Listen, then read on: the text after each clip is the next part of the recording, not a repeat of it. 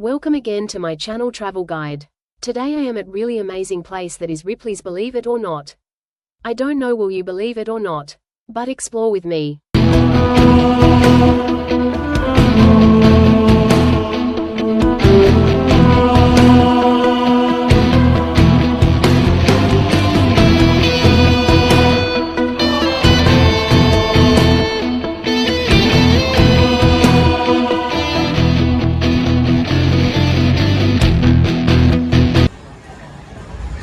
For Paradise Center.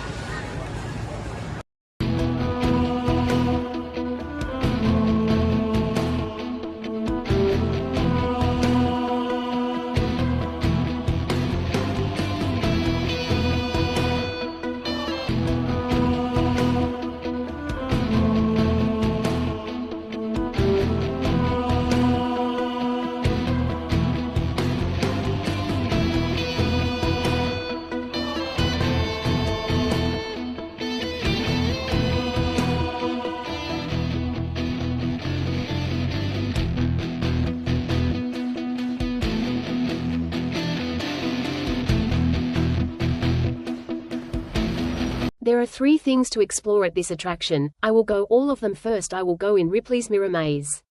Then in Ripley's Believe It or Not. Then in Ripley's 7D Moving Theater.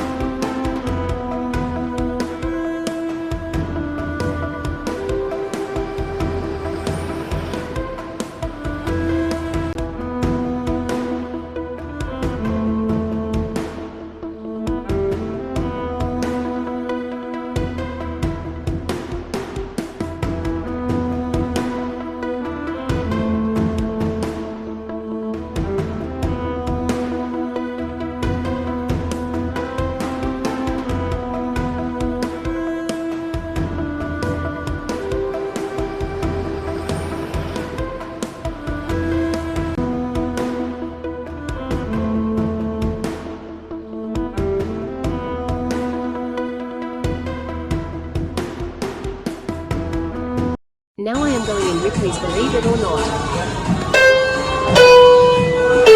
When I am putting my feet,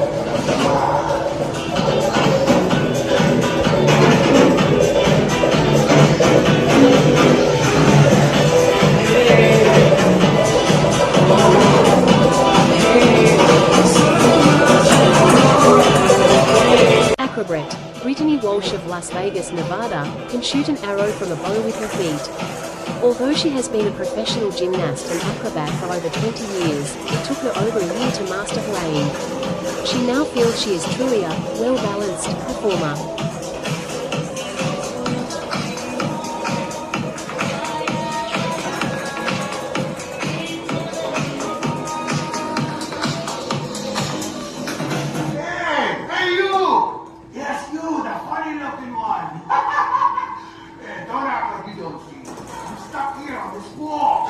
General Tom Thumb, 1838 to 1883. Though he weighed a whopping 4.14 kilograms at birth, Tom Thumb never grew beyond 102 centimeters. That didn't keep him from becoming one of the biggest sellers of his time. Received in the 1860s by the Queens of England, France, Spain, and Belgium, his fame helped him amass an immense fortune. In 1863, Tom married Lavinia Warren in a ceremony attended by dignitaries from all over the world. Even President Lincoln sent him a gift.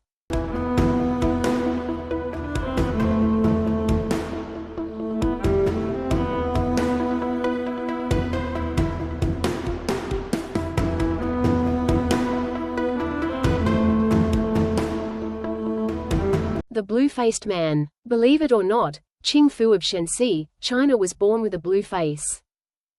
The double-eyed man. Lu Chung, was born with double pupils in each eye. Despite his abnormality, he became governor of Shanxi, China, and minister of state in 995 AD. Later, through an affair with the Dowager Empress, he had his son proclaimed heir apparent of all China.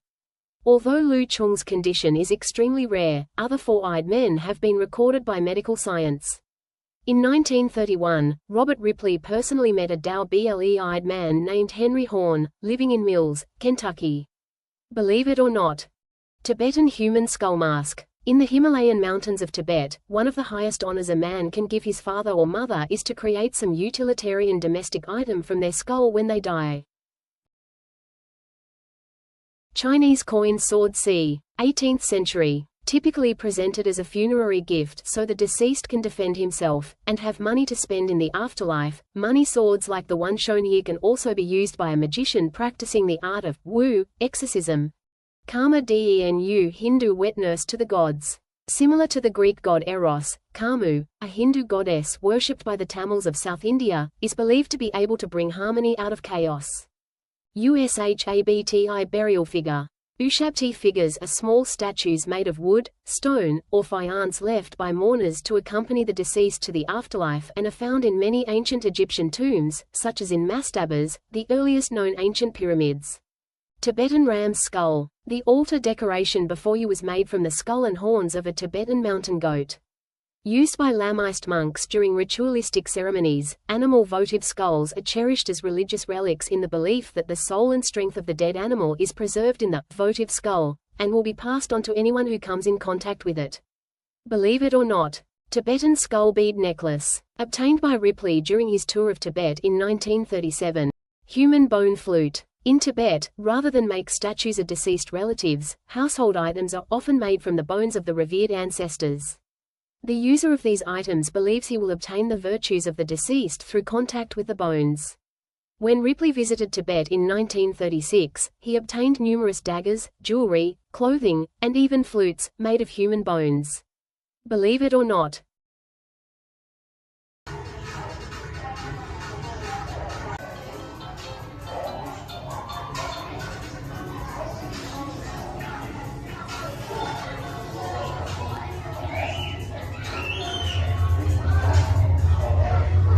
Robert Wadlow holds the Guinness World Records title as the tallest person in recorded history, reaching a staggering height of 8 feet 11.1 inches, 2.72 meters, before his death in 1940 at the age of 22.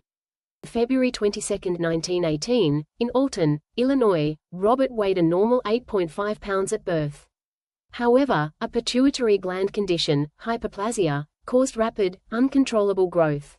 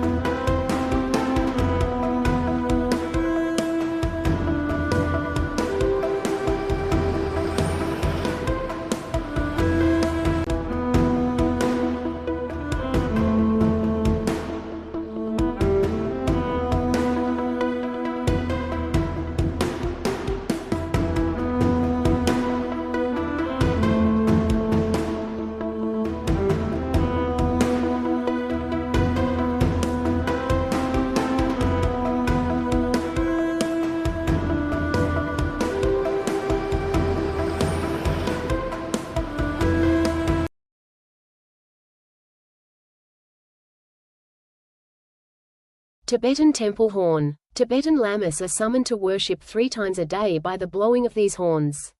Believe it or not, they can be heard an amazing 7 miles away. Tibetan Trishula staff. Carried by Hindu ascetics throughout India, the Trishula, a word meaning three-pronged, is both weapon and walking cane. The bells announced the beggar's approach in his search for donations, and the rosary on the shaft suggested peaceful intentions. Haida Indian War Club. Believe it or not, there were hundreds of Indian tribes in North America in the 18th century, each with their own culture, language and traditions. One unfortunate result of this diversity was that tribes couldn't communicate effectively with one another. This led to a great deal of suspicion and fighting. This constant feuding made weapons like this war club a man's most prized possession.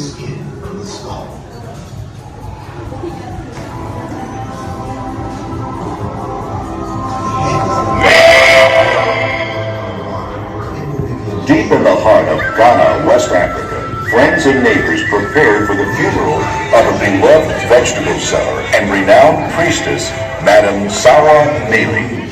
Guests and other priestesses would come from all over the country for Madame Mealy's funeral to pay their last respects. This is Coffin.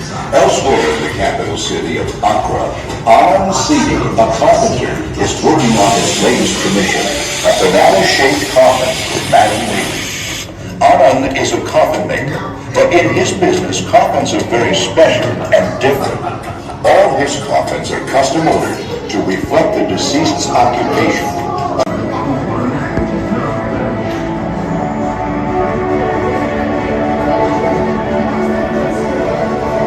The funeral proceedings will last 15 hours. Visiting prisoners will walk themselves into trances, becoming possessed by the spirits of the dead, while Sarah's mom, carried by her sons, makes its way to her final resting place, a sacred village where the wood from the coffin is granted, leave it or not. The head is then placed into boiling water where it will begin to shrink. Deep in the heart of Ghana, West Africa, friends and neighbors prepare for the funeral of a beloved vegetable seller and renowned priestess, Madame Sarah Mealy. Guests and other priestesses will come from all over the country for Madame Mealy's funeral to pay their last respects. Elsewhere in the capital city of Accra, Alan Seedy, a carpenter, is working on his latest commission, a banana-shaped coffin for Madame Mealy, and over a dozen of famous museums. Alan's workshop turns out 100 fantasy coffins in a year. A Mercedes-Benz automatic fantasy coffins in the 50s. The family's fantasy coffins are very special and different. All his coffins are custom ordered to reflect the deceased's occupation. A chili maker to a restaurant, a passenger bag for a Christmas fair, a choir, a lion for a mighty chieftain, Shrinking the heads was a humiliating thing to do. each coffin celebrates the life of a loved one who reflects their social status.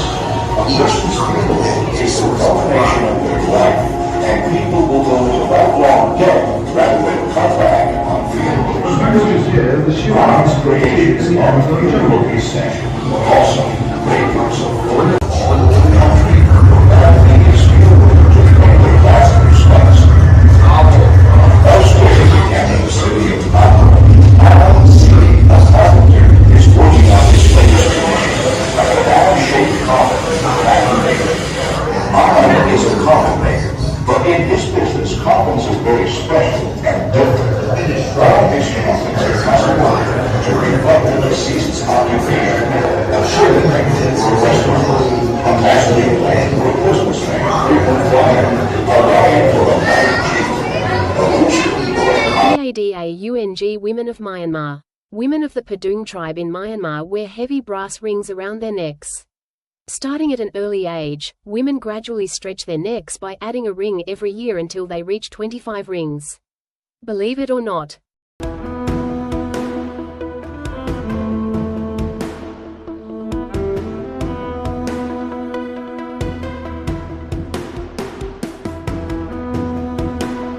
R2-D2, fan model, believe it or not. This is no ordinary R2-D2. This life-sized model of the friendly robot from a galaxy far, far away comes complete with a remote control for movement, lights, and sounds.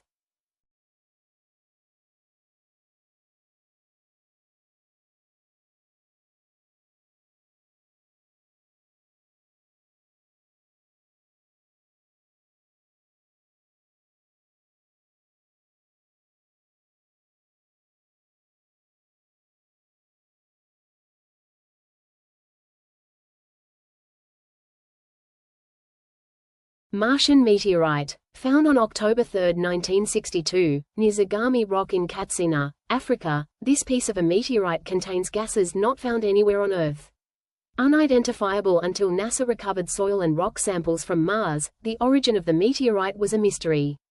Scientists are now certain that the Zagami meteorite is, in fact, from the planet Mars.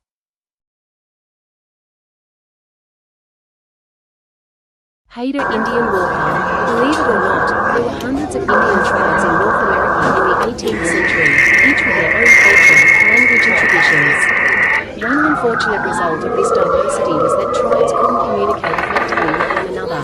This led to a great deal of suspicion and fighting. This constant feuding made weapons like this war club a man's most prized possession.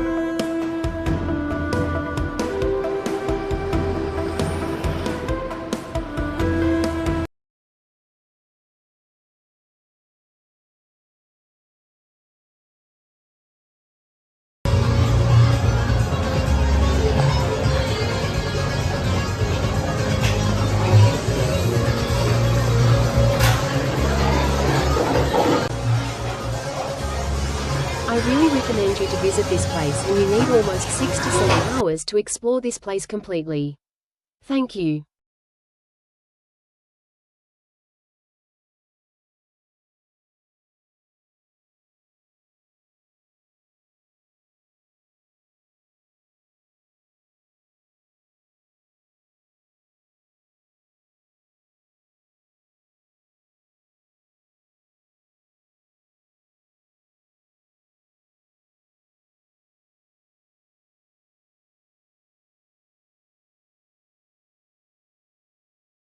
Lint art. Believe it or not, there is no paint in this portrayal of world-renowned musician Ray Charles.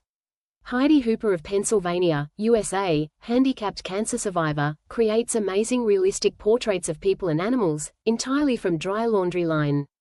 Nuts and bolts. First displayed by Robert Ripley at his New York City auditorium in 1940, these sculptures were created by the late Dr. Bernard Cooper from common nuts, bolts, gears and scrap metal.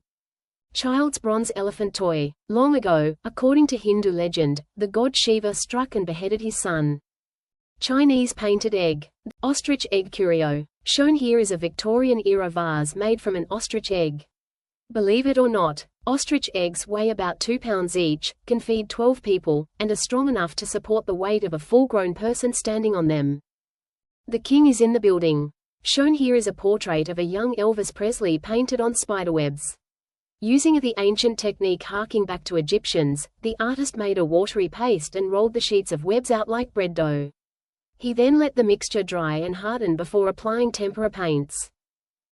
The bridge painter's jacket. It may look soft, supple and well worn, but this jacket is brand new and has never been worn. Hard to believe, but looks can be deceiving. This leather jacket is not actually made of leather at all, and in fact it isn't even a real jacket.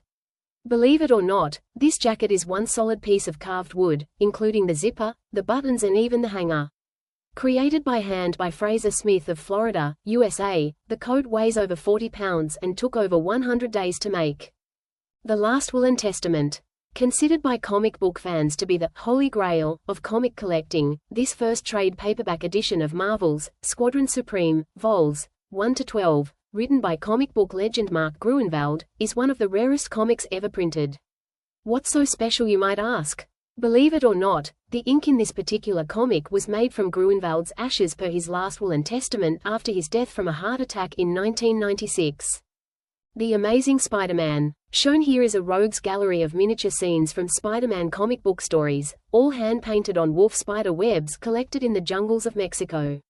Using a technique harking back to the ancient Egyptians, the artist made a watery paste and rolled the sheets of webs out like bread dough.